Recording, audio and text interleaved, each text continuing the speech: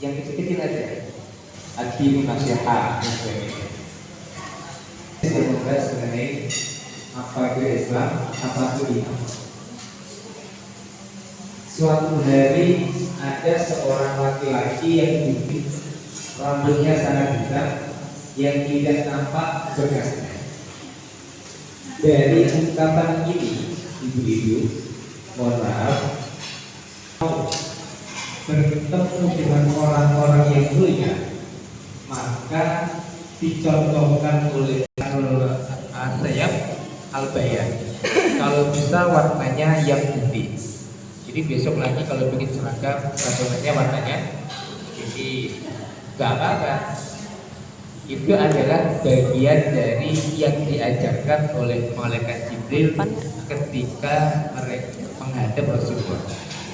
Kemudian syadidu bayan syadidu salat sya'an, itu menunjukkan betapa rapinya Rasulullah. Jadi maaf, betapa rapinya malaikat Jibril ketika mengajarkannya. Ibu-ibu tahu malaikat Jibril ya? Tahu ya? Namanya aja tahu namanya. Nggak tahu ya?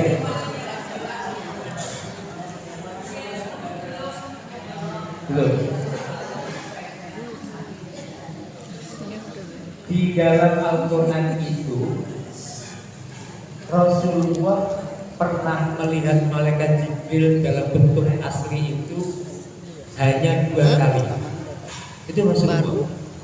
Jadi Rasul itu pernah ketemu malaikat Jibril itu hanya 2 kali. Itu cek An-Najm. Pertama kapan? Pertama adalah ketika setelah wahyu pertama, kemudian Rasul bilang gini, kalau benar engkau malaikat Jibril, saya ingin lihat kayak apa bentuknya. Kemudian malaikat Jibril naik ke Ufukil A'la. Di Ufukil A'la yang berdiri di bagian atas. Ternyata ketika menampakkan bentuk aslinya itu, sayapnya itu ada 700 sayap. Satu sayap itu menutupi timur ke barat. Jadi semuanya tertutupi satu sayap. Melihat itu, Rasul langsung pingsan. Kemudian muncul akhirnya fatadna fadalla. Tidak ada itu. Akhirnya malaikat Jibril turun mendekati Rasulullah dan membentuk lagi bentuk manusia. Yang pertama. Yang kedua, Rasul pernah melihat malaikat Jibril ketika beliau Mi'raj. Jadi waktu Mi'raj bertemu langsung dengan malaikat Jibril.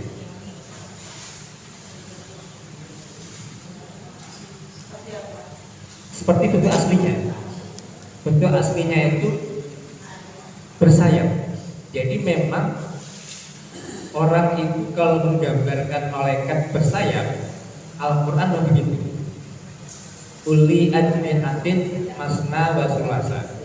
Terus kemudian yazidu liman yasha. Allah akan menciptakan malaikat yang bersayap itu sesuai yang Allah kehendaki. Jadi memang modelnya seperti bersayap. Tapi jangan digambarkan seperti kuda kemudian bersayap ada kepala. Bukan itu. Selama ini orang membayangkan malaikat itu ya ada kuda, kepalanya manusia bersayap. Bukan itu. Cerita Israeliat itu. Kayak apa?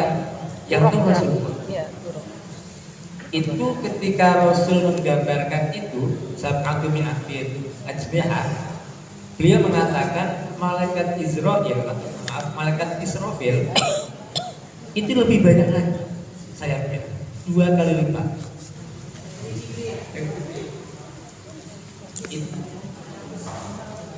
Ini kalau kita membaca An-Najm dengan tafsirnya itu tahu persis modelnya kayak apa. Malaikat Jibril itu bisa membentuk atau merubah diri sesuai yang dia kehendaki. Misalnya Misalnya malaikat Jibril itu pernah membentukkan diri menjadi pedagang ketika Sayyidina Ali jual beli. Suatu hari, ini kisah ya, bisa dibaca di An-Nawadir. Suatu hari itu keluarganya Rasulullah, Sayyidina Ali sama istrinya sudah 3 hari tidak makan. Kalau kita nggak makan 3 hari gimana? Sehari aja pusing, apalagi 3 hari. Ya, ketika 3 hari nggak makan, akhirnya Fatimah itu punya satu pakaian yang masih bagus. Dia bilang, tolong pakaian ini dijual ke pasar karena anak kita belum makan. Dijuallah oleh Sayyidina Ali ke pasar. Sampai di pasar dijual dengan 6 dirham. Setelah 6 dirham, Sayyidina Ali pulang, senanglah bahwa uang bisa dijadikan nanti beli makanan buat anaknya. Ternyata di jalan itu ada orang meminta-minta. Apa yang dilakukan oleh beliau? Uangnya dikasih semua. Nah, setelah dikasih semuanya, dia pulang bingung. Nanti kalau tanya gimana ya? Ditanya gimana? Nah, setelah itu dalam perjalanan pulang, Sayyidina Ali ketemu seseorang yang membawa anak unta. Anak unta itu kemudian oleh orang itu ditawarkan sekali, Ali, kamu mau membeli unta ini enggak? Dia jawab, enggak ada uang. Ya udah deh, kalau begitu boleh diutangkan Sayyidina Ali. Akhirnya beliau balik lagi ke pasar, dijual. Di tengah jalan ada orang lain yang menunggu. Dia mengatakan, Ali itu mau dijual. Iya, saya beli 60 dinar, 60 dirham. Boleh nggak? Boleh. Akhirnya dibelilah dengan harga 60. Setelah itu Ali balik ke orang yang tadi, uangnya dibalikin. Yang hasil beli dari itu apa? Dari unta itu. Dia pulang membawa uang 60 dinar kurang lebih sedikit. Akhirnya sampai rumah dia bilang, istrinya nungguin, dia bilang, cerita seperti ini. Nah, cerita ini ada 2 aspek yang kita peroleh. Ternyata malaikat itu bisa membentuk diri dalam manusia ketemu orang. Sayyidina Ali bermain. Nah, termasuk ini. Itu malaikat Jibril dan malaikat Israel katanya. Ada yang bilang Israel. Yang kedua, ternyata mementingkan kebutuhan orang lain itu Allah akan balas 10 kali lipat minimal. Jadi jangan sayang-sayang untuk saling membantu karena balasannya banyak. Tapi dengan catatan membantunya dengan ikhlas. Nah, kembali ke cerita ini. Nah, ketika orang itu datang tidak dikenal, wa asnada rubataihi ila rubataihi. Ini penting. Karena materinya adalah materi pembelajaran. Rasul itu ketika ketemu malaikat Jibril, dengkul ketemu dengkul. Artinya apa? Berhadap-hadapan. Jadi orang belajar itu caranya berhadap-hadapan, bukan di samping, di kiri, di kanan, atau di belakang. Harusnya kalau kita belajar menggunakan teori ini, guru di depan, kemudian yang belajar di depannya. Nah, itu kalau kita memakai teori ini, jadi besok lagi kita jadi ngerti.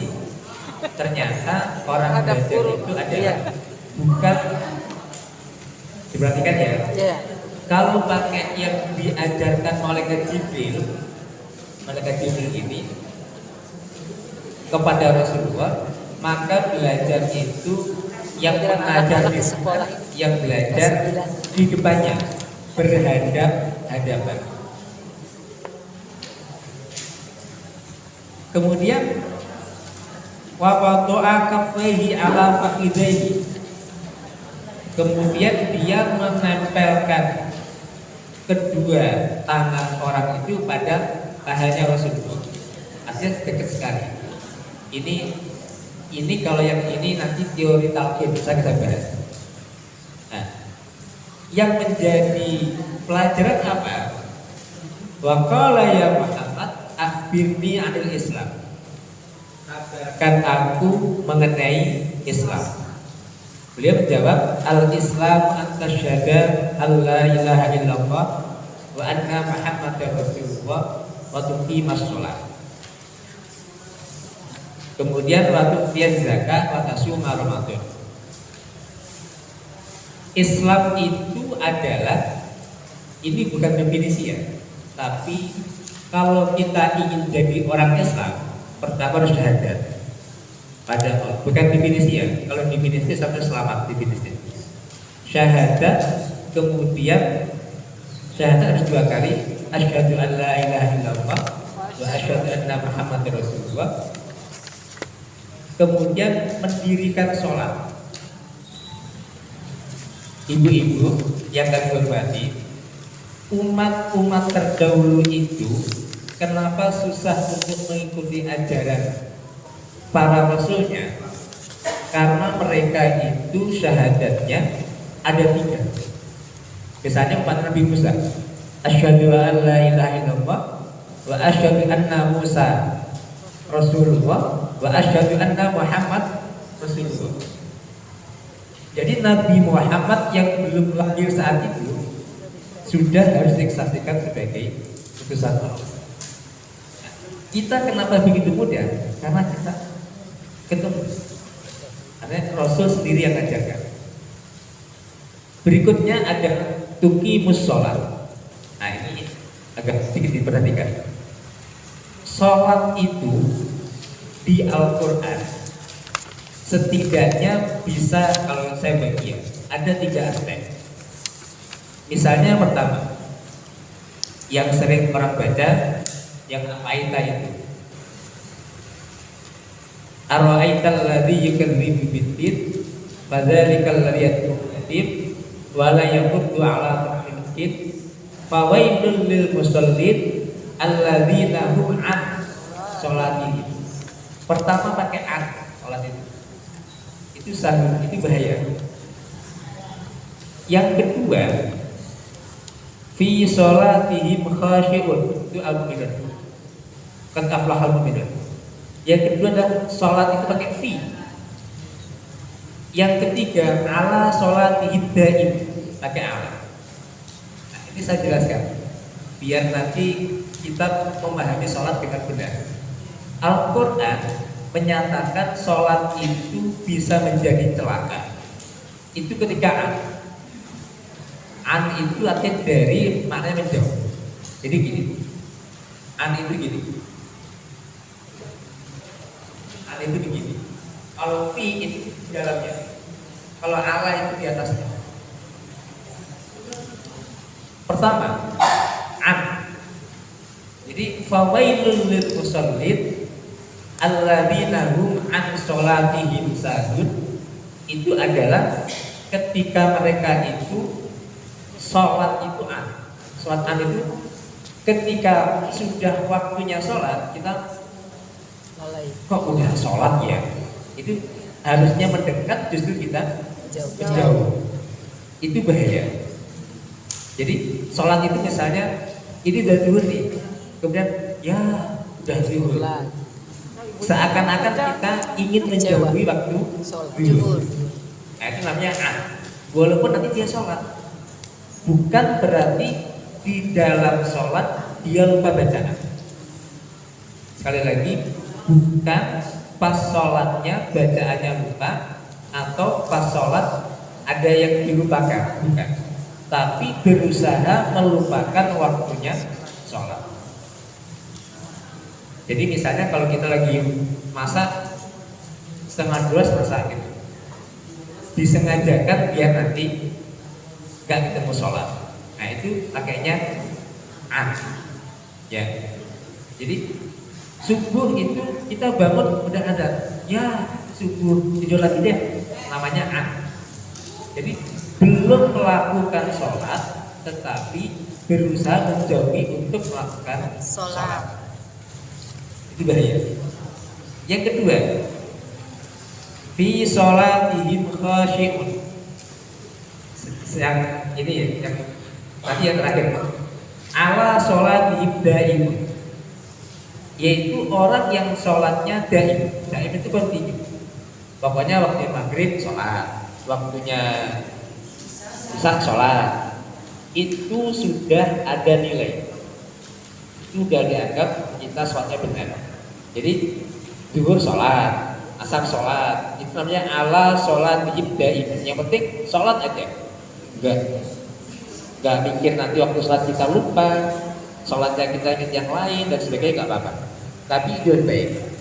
Jadi orang seperti kita ini yang banyak pikirannya sholat seperti itu, yang penting sholat, jangan kemudian nggak sholat. Yang penting sholat aja. Yang terakhir, ini yang penting. Karena tuqimus sholat itu harus pakai al-mu'minun. Qad aflahal mu'minun, itu kan fi sholatihim khashi'un, pakainya fi. Nah, sholat yang khusyuk itu ada 6 caranya. Yang pertama hudurul qalbi, hatinya hadir.